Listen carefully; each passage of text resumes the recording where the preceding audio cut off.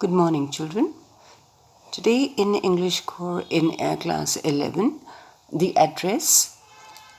Yesterday we were talking about how the narrator had visited her mother during the wartime and had observed that a lot of their possessions were missing from the house, and that is when her mother told her that all their precious belongings had been kept safely at Mrs. Dorling's house at 46 Marconi Street.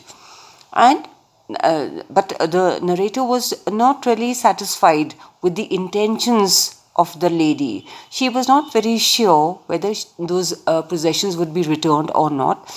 But her mother, being such a simple lady, was totally convinced by Mrs. Dorling's favor that she was taking a risk herself and carrying their cutlery, crockery, vases, and other antique stuff to her place to keep it safely because of the war and the uncertainties of war.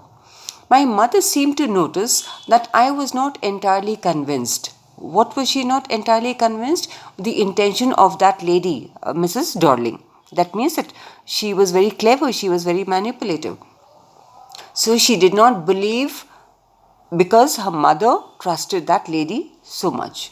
She looked at me reprovingly, and after that we spoke no more about it. She looked at me reprovingly means with a disapproval. That meant that she felt that the lady was doing them a big favor. It would have been very insulting if she asked her that or told her verbally that the things should be returned to her. So that is why the mother and daughter were not really, the daughter rather was not very satisfied with the intentions of the lady, Mrs. Dorling. And her mother did not like that. She was over trusting rather. And yet she did not really agree with the daughter's opinion. And after that, we spoke no more about it. That meant her mother wanted to have no argument at all over the matter. Meanwhile, I had arrived at the station without having paid much attention to the things on the way. That is, that when she had gone to visit Mrs. Dorling at 46 Marconi Street, she had been refused and turned away from the doorstep only. So now she had reached the station. I was walking in familiar places again for the first time since the war, but I did not want to go further than was necessary. Now, she naturally would feel very nostalgic. This is the place where she's been brought up. And all the things were familiar with her, the place was familiar. So, obviously, if she looked around more or visited other areas and places, she would feel more upset about it. I did not want to upset myself with the sight of streets and houses full of memories from a precious time.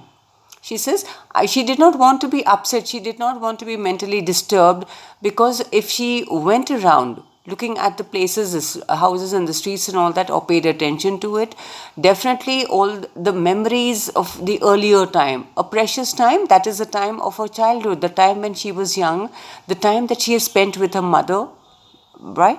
So all that would make her feel upset about it, and therefore she did not want to do that. She did not want to upset herself. In the train back, I saw Mrs. Dorling in front of me again, as I had the first time I met her. Now she just visualized. So as she occupied a place in the train, she visualized the first time when she had been introduced to Mrs. Dorling, and that was the only fleeting moment, a very short time when they had been introduced to each other. It was the morning after the day my mother had told me about her. That is, when she had told her, her mother had told her about Mrs. Dorling and how she had done them a big favor by keeping all their precious belongings at her place. So she says, I had got up late and coming downstairs, I saw my mother about to see someone out. So she is recalling that this was the day, a day before only her mother had told her about this lady, Mrs. Dorling. And the next day, the narrator, as she was coming downstairs, her mother and the lady, that was Mrs. Dorling, she was just about to go. She was just about to leave. A woman with a broad back. So she remembered that time when she had been introduced to the lady. There is my daughter, said my mother. She beckoned to me. That means she called to tell someone. to approach. That is, so in other words, she was introducing her daughter to Mrs. Dorling, and rather introducing each other at that time.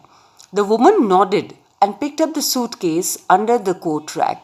She wore a big brown coat and a shapeless hat.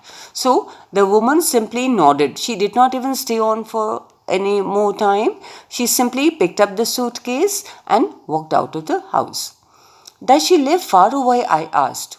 So naturally, the daughter was curious to know where she lived, as the suitcase that she had carried seemed to be heavy. It appeared to be heavy. I asked, seeing the difficulty she had going out of the house with the heavy case, that is a suitcase. So she wondered if she lived close by or she lived nearby. In Marconi Street, said my mother. Number 46, remember that. So her mother told her that this lady, Mrs. Dorling, lived on 46 Marconi Street. That was the house number and the street. Remember that. Her mother told her. Why? Because their things, their precious belongings were now with this lady, Mrs. Dorling, at 46 Marconi Street. I had remembered it. Now, she says, I had remembered it. I had remembered the address, that is 46 Marconi Street, what her mother had told her years ago. But I had waited a long time to go there. Unfortunately, what happened was that her mother had passed away. The war had come to an end, but she did not visit this place. Initially, that is the big, after liberation, that is the freedom, I was absolutely not interested in all that stored stuff. And naturally, I was also rather afraid of it. Stored stuff out here means that she says that the freedom had been attained, and she says I was not interested in all that stored stuff, all the belongings which had been kept safely at 46 Marconi Street, the house of Mrs. Dorling. And naturally, I was rather afraid of it. Why? Because she had lost her mother had passed away, and those material things did not matter to her. She had lost her mother, so she was afraid.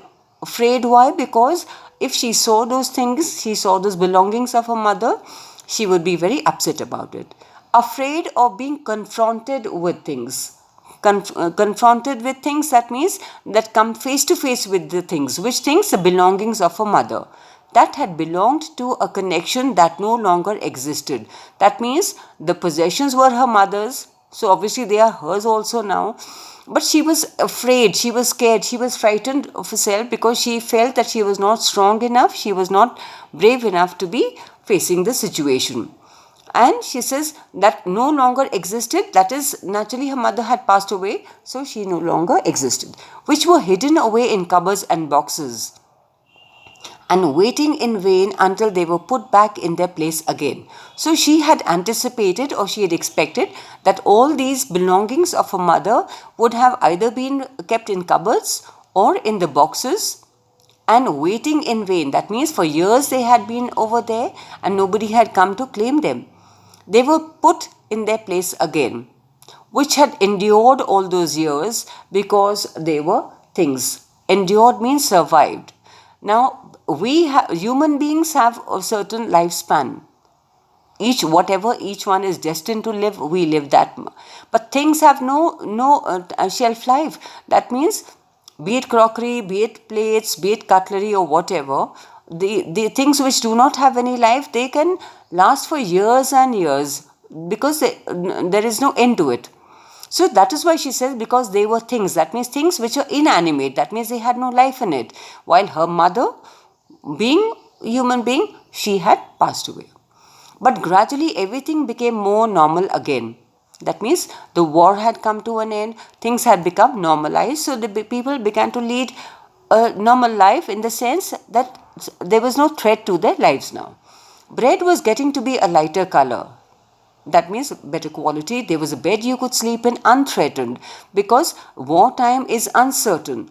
There is a constant threat to life. So that was no longer there now. So safely they could sleep. A room with a view you were more used to glancing at each day. And one day I noticed, I was curious about all the possessions that must have been still at that address. I wanted to see them, touch and remember. So she says that things had become normal. People had normalcy had appeared in people's lives also, and now one fine day, I noticed. I realized. I became aware. I wanted to. She says I was curious, means eager to know about all the possessions. The possessions that she's talking about are the mother's possessions lying at 46 Marconi Street at the house of Mrs. Dorling. And that must still be at that address. I wanted to see them. So suddenly, one fine day, she desired to see and touch and remember her mother by means of the things, the possessions that were there at this address. After my first visit in vain to Mrs. Dorling's house, I decided to try a second time. My first visit in vain, that meant that Mrs. Dorling had not spared any time for her at that day, stating that she was extremely busy, she was occupied, and told her that maybe another time she would visit her, maybe if she had free time. But now she wanted to try it another time. She wanted a second time. Now a girl of about 15 opened the door to me. That is Mrs. Dorling's daughter, Miss Dorling, who was about 15 years old. I asked her if her mother was at home. So she questioned her daughter that if her mother was at home. No, she said, my mother's doing an errand. Errand is work. That means she's gone out of the home to do some work, some errand, some task. So she was not at home at the moment. No matter, I said, I'll wait for her. So the narrator just simply stated that she did not mind waiting for her mother to return from the market. Thank you.